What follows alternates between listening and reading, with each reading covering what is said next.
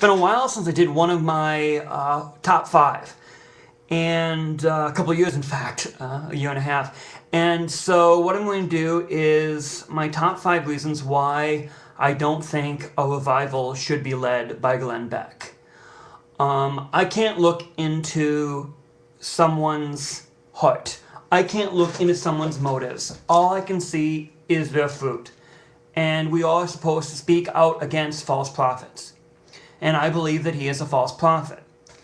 I believe he's a dangerous ideologue and a demagogue, one who rises people up, but not for good, but for anger and tension, and not for the kingdom. And these are my top 5 reasons why. Number 1 is he hasn't learned how to control his tongue. Some of his quotes here. When I see a 9/11 victim family on television or whatever, I'm just like, oh, shut up. I'm so sick of them because they're always complaining. The only Katrina victims we're seeing on television are the scumbags.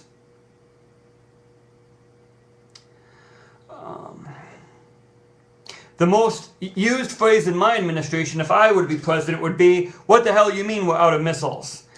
I'm thinking about killing Michael Moore, and I'm wondering if I could kill him myself or if I would need to hire someone to do it. No, I think I could. I think he could be looking me in the eye, you know, and I could just be choking the life out. Is this wrong? I stopped wearing my What Would Jesus band do, and I've lost all sense of right and wrong now. I used to be able to say, yeah, I'd kill Michael Moore, and then I'd see the little band, What Would Jesus do? And then I'd realize, oh, you wouldn't kill Michael Moore, or at least you wouldn't choke him to death, and you know, well, I'm not so sure. Answering, what would people do for $60 million? And this is just one, it serves no purpose. And I guess the quotes could have been taken out of context, but still, Christians should be speaking of truth. And James mentioned, and especially he talks about liberty and he talks about freedom. Here's what James talks about freedom, the tongue, and religion. James 1:25. But the man who looks intently into the perfect law that gives freedom and continues to do this, not forgetting what he has heard but doing it, he will be blessed in what he does. If anyone considers himself religious and yet does not keep a tight rein in his tongue, he deceives himself and his religion is worthless. Religion that God our Father accepts as pure and faultless is this, to look after orphans and widows in their distress and to keep oneself from being polluted by the world. And I think politics can pollute us from the world because we get caught in our own ideology.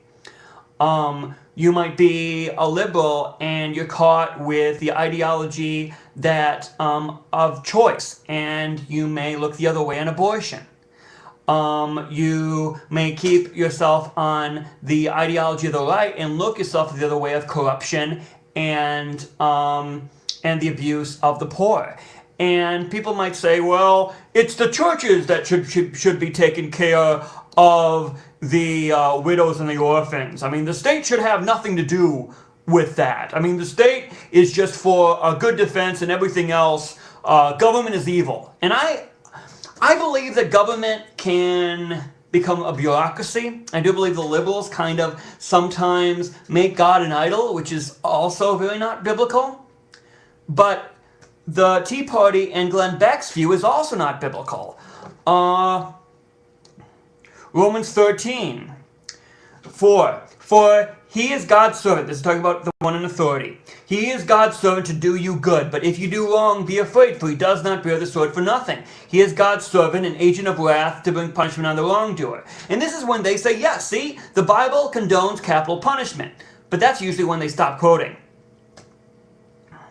Therefore, it is necessary to submit to the authorities, not only because of possible punishment, but also because of consciousness. This is also why you pay taxes. For the authorities are God's servants who give their full time to governing. Give everyone that you owe him. If you owe taxes, pay taxes. If revenue, then revenue. If respect, then respect. If honor, then honor.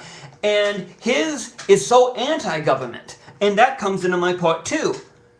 He's a follower of Ayn Rand. And I'm not going to go too deeply into Ayn Rand on this video because I made a previous video about how you can't follow Ayn Rand and Christ.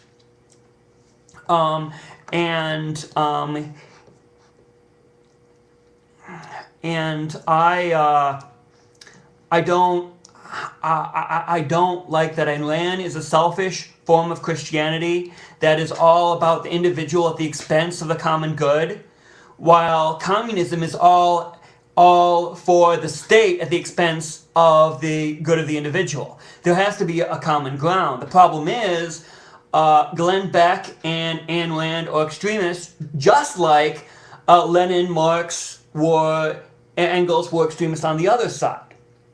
Both are wrong and both are unbiblical, and to co-opt this type of selfish economic philosophy and Christianity is a blasphemy. It's a blasphemy. And that's another reason why I believe that he should not lead a revival. Number three is he is too political. He is biased. He is tarnished.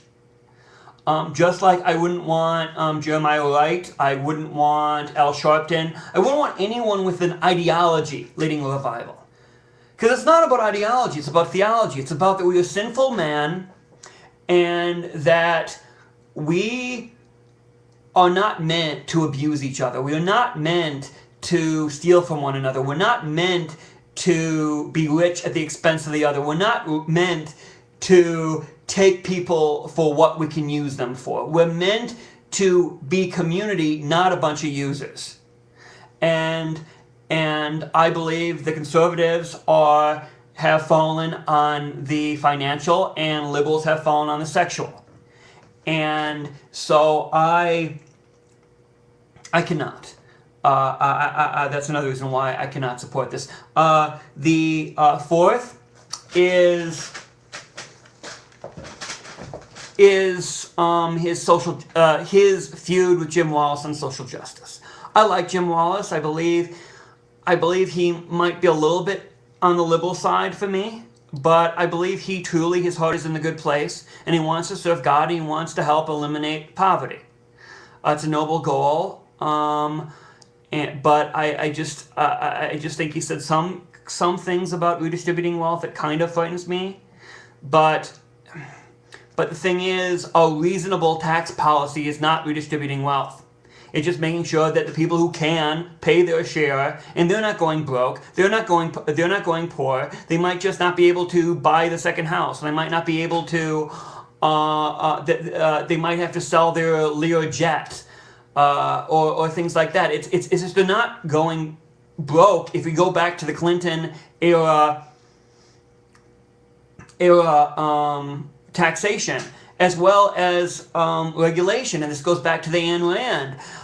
They are for no government or just a bare bones government, and let companies and business manufacture. And that goes so well with the DeCaster's egg farm. That went so well with the mining company in West Virginia. That went so well with BP. I'm sorry. I feel like as a Christian I shouldn't be sarcastic, but I really don't like this. And atheists watch this and they say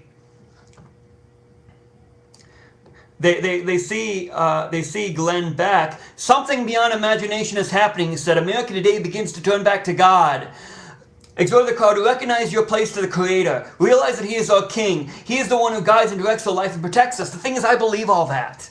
The problem is, when you have someone with Glenn Beck's ideology doing that, it's going to turn a lot of unbelievers off.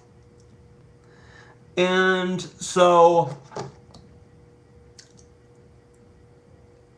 that's that's the four reasons. The fifth reason I'm not going to go into much because, to tell you the truth, I don't know that much about the Book of Mormon. I do believe that it came after the New Testament. I also believe that there's very shaky things about Smith, and that there's talk about Jesus and Satan being spiritual brothers and different forms of heaven and celestial heaven, and that I don't understand. But that's why I didn't do that much about it. But that's number 5, because he is a Mormon.